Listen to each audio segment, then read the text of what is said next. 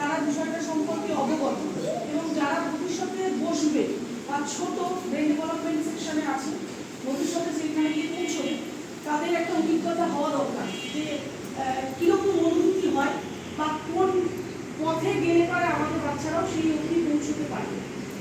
প্রথমত হচ্ছে আমরা জগতের খুব ছোট্ট জায়গা থেকে কি অ্যাবাকাস এই জিনিসটা কিছুদিন আগে পর্যন্ত কেউ জানতোই না।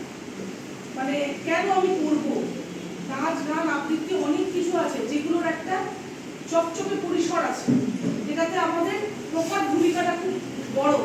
অ্যাবাকাসের ক্ষেত্রে স্টেজে বা অন্য জায়গায় শো করাটা খুব ডিফিকাল্ট, কিন্তু আমরা একটা কথা বলতে পারি, আমরা সবসময় সব থেকে বেশি দামি জিনিস দিয়ে সাজাই মুখমণ্ডলের নিচের অংশ থেকে শুরু করে, মানে গলায় ওনার হাত থেকে শুরু করে দামি পোশাক যাই বলুন, কিন্তু তার উপরের এই অংশটুকুনে বড্ড অবহেলিত হয়।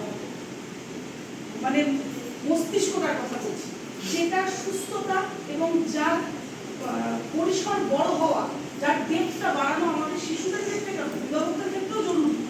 যেহেতু এরা শিশু, এদের চাষের জমিটা তৈরি হওয়াটা খুব দরকার। সেই জন্য অ্যাবাকাসটার প্রয়োজনীয়তা হয়েছে এবং আপনাদের কাছে আমি খুবই কৃতজ্ঞ যে আপনারা আমার সেন্টারে তাদের আপনাদের মূল্যবান সম্পদগুলিকে আমাকে দিয়েছেন। তাদের মধ্যে আমরা কাউকে কাউকে তৈরি করেছি এবং কেউ কেউ ভবিষ্যতের সৈনিক। তো আজকে তাদের মধ্যে থেকে আমরা যাদেরকে একটা কৃতিস্থানে নিয়ে যেতে পেরেছি তাদেরকে আজকে আমরা সম্মানিত করব এবং যারা যে 20 জন পরীক্ষা দিয়েছিল তাদেরকেও আমরা আজকে এখানে প্রাইজ দেবো, সার্টিফিকেট দেবো। আর যারা ভবিষ্যতে বসবেন তারা মনে রাখবেন যে নবদ্বীপের এই মানসী একাডেমির পুরো দায়িত্বটা আপনাদের হাতে। আমরা প্রায় 3 থেকে 2000 ক্যান্ডিডেটের মধ্যে কি ওখানে লড়ি। ওখানে যে ফার্স্ট হয়েছে লেভেল 1 থেকে, সে 2 মিনিট 3 সেকেন্ডে অঙ্ক শেষ করেছে। তার মানে বুঝতে পারছেন তার স্পিড, ব্রেনের দক্ষতা কি পরিমাণ। এবার অনেকের ক্ষেত্রে এই প্রশ্নটা প্রচুর আসে, আপনারাও করেন, আমার কাছেও আসে, যে ও তো অঙ্ক প্রচুর ভুল করছে, তাহলে শিখে কি হবে? আপনারা এখানে কজনের মনে আছে মাধ্যমিকে আপনারা কত কত নাম্বার পেয়েছিলেন? আমার মনে হয় অনেকেই ভুলে গেছে। কেউ কেউ আমরা হয়তো 50-এর নিচেও পেয়েছি অঙ্কে, এরকম ঘটনাও আছে। আমি নিজে পিওর আর্টসের স্টুডেন্ট, সংস্কৃতের স্টুডেন্ট, তারপর আমি এখন অঙ্ক শিখে অঙ্ক শেখাই, বড় হয়ে অঙ্ক শিখে শেখাই। তো শেখানোর কোনো বয়স নেই। আমি একটা কথা বলবো, কেউ 2-4টে অঙ্ক ভুল করলো অ্যাবাকাস শেখার পর স্কুলে গিয়ে, তার মানে এটা প্রমাণিত হয় না যে আপনার বাচ্চাটি খারাপ।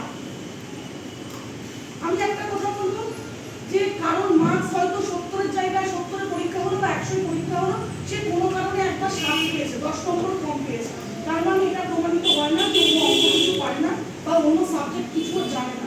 ওই জন্য আমরা ক্লাসে কেউ বলি না আজকে বাড়িতে গিয়ে পড়তে বসবে, আমরা সবসময় বলি আজকে কি কি শিখলে। তো শিখেছে ঠিকই, হয়তো ওখানে গিয়ে শিশু মুখ পরীক্ষায় বসে জানলার দিকে চোখটা যায়, হয়তো দেখেছে কিছু লিখতে মন হয়নি, ওই জন্য আসুক, ওই জন্য হয়তো ও সবটা লিখে উঠতে পারে। আমি একটা কথা বলবো, একটু ধৈর্য ধরে আমরা ঠিক যেভাবে ক্লাসে ওদেরকে পড়াই, আপনারা সারাদিনে রোজ সময় না পান, অন্তত 8 ঘন্টাও যদি উইকেন্ডে একটু টাইম দেন, আর সারাদিনে পড়ার শেষে একটা করে রোজ যদি ওদেরকে একটু ধরে বসিয়ে পড়ান, আর আমরা প্রত্যেকের অ্যাপস ক্রিয়েট করে দিয়েছি, এটাতে যদি একটু পড়ান, দেখবেন ওর উন্নতিটা অবধারিত। যারা ছোট ছোট বয়স থেকে আমার সাথে যুক্ত হয়ে আছে, এখানে অরিত্র আছে, রিক আছে, এরা একদম 3-3.5 বছর বয়স থেকে আসতো, যখন টেবিলেও ভালো করে হাত পায় না। তারা আজকে 5-এ পড়ছে, কেউ 6-এ পড়ছে, তাদের ইমপ্রুভমেন্ট আপনারা দেখবেন। কারণ যে কোনো জিনিস যত পলিশিং হয় তত চকচকে হয়। আমি একটা কথা বলবো, যারা এবার পরীক্ষায় বসেননি, পরের বছর তারা বসবেন, তো মনে রাখবেন যে আমাদের সেন্টারটাকে দাঁড় করাবার, এই ছোট্ট জায়গা থেকে দাঁড় করাবার দায়িত্বটা আপনাদের হাতে। একটুখানি বাচ্চাগুলোকে দেখবেন, আমি তো ক্লাসে আপ্রাণ চেষ্টা করি, আপনারা একটু দেখবেন যেন ওরা সেই জায়গাটায় পৌঁছাতে পারে। কারণ ওরা যখন বড় হয়ে একটা পজিশনে পৌঁছবে, আমার যেন দেখে খুব গর্ব হয় যে ওই বাচ্চাটা, সৌন্দর্য আমার স্টুডেন্ট ছিল, রিক আমার স্টুডেন্ট ছিল, আমার যেন গর্বে খুবটা ভরে যায় যে এদেরকে আমি ছোট থেকে করেছি, তো ডাক্তার, ইঞ্জিনিয়ার বা কেউ হয়তো আকাশে প্লেন ওড়াচ্ছে। এই গর্বটার দায়িত্ব আপনাদের হাতে। আমরা তো একটা, মানে এটা শুধুমাত্র মাধ্যম, তো এটা একটু খেয়াল রাখবেন। কেউ না পারলে অযথা এসে, বাচ্চাগুলো এসে প্রচুর কমপ্লেন করে আমার নামে, আজকে পারিনি বলে মেরেছে,